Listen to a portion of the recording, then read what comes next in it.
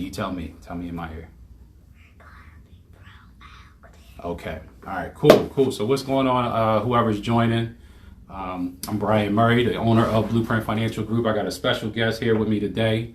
My daughter Ariana is hanging out with Daddy at his office today and doing some virtual class.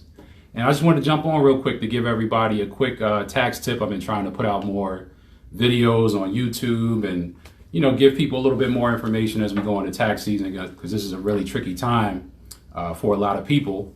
And a lot of things start to happen around this time of year. People get taken advantage of, whether that be through others who are claiming to be tax experts or accountants and different things of that nature. So what I really wanted to do is just come on, give some information, just a real quick couple of tax tips that'll help people. And my daughter Ariana is going to help me out as well. And today's tax tip is that we need to be what? What's that word that we've been talking about? We need to be proactive. Let's tell them again. Today's tax tip is we need to be what? Proactive.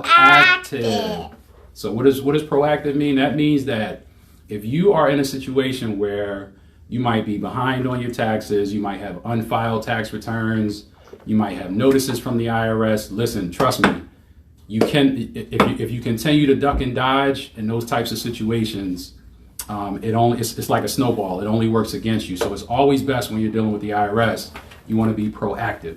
Meaning that if you have unfiled taxes, if you have back taxes, you got notices, you want to go ahead and reach out to the IRS. You want to, obviously working with a good accountant and somebody that knows their stuff, you want to go ahead and reach out and say, hey, I know I'm behind on some of these things. What can I do? Whether that be a payment plan, whether that be working out some kind of like resolution with the IRS, but you always want to get on top of it. You want to be proactive. And not only just when it comes to, let's just say, tax returns or things that haven't been filed, but you also want to be proactive, even if you're fully caught up on everything, right? Like let's say all your taxes are filed, you don't really owe anything, but right now it's tax season, right? So you're getting your documents together, you're getting your W-2 statements. If you happen to work a 9 to 5, if you have a business, you're getting your 1099s or perhaps your P&L and your balance sheet. Because you're already in the mode of getting those documents together, what you want to do is start to think proactively. Like, don't just think about 2020, the year we just came out of, right? Because that year is done. We don't get a reset button. We can't go back and do anything over again, right? So that year is completed. But now that you've got your paperwork and you're already in the mind frame of getting your documentation together, figuring out what your expenses, your deductions are going to be, now you can start to plan for the upcoming year, right? So we're in 2020 or 2021 already.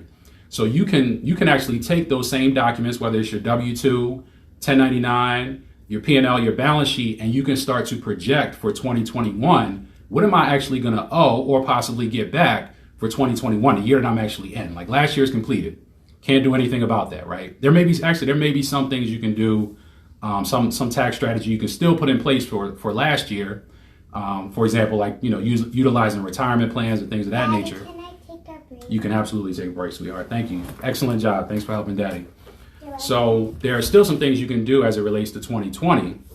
But since you're in the mode of already getting all that documentation together, you want to sit down with your accountant and say, hey, what do I need to do for this current year, right? What tax strategies, right? You want to use this terminology when you're talking to your accountant. What type of tax strategies can I take advantage of? What loopholes, what deductions exist for me, right? And depending on where you are in terms of whether you're an owner, investor, 9 to 5 employee, there's always some things that you can utilize because the tax code is set up for your benefit. Those of you who are owners, if you have money invested, if you own a business, if you have equity, there's always things in the tax code that you can utilize and take advantage of, right? So that's where you want to be having a conversation with your accountant to say, hey, what can we do to be proactive, right? I don't want to be reactive. I don't always want to just file paperwork because the year is completed. All we're doing at this point is just, it's historical. We're just sending paperwork to the IRS.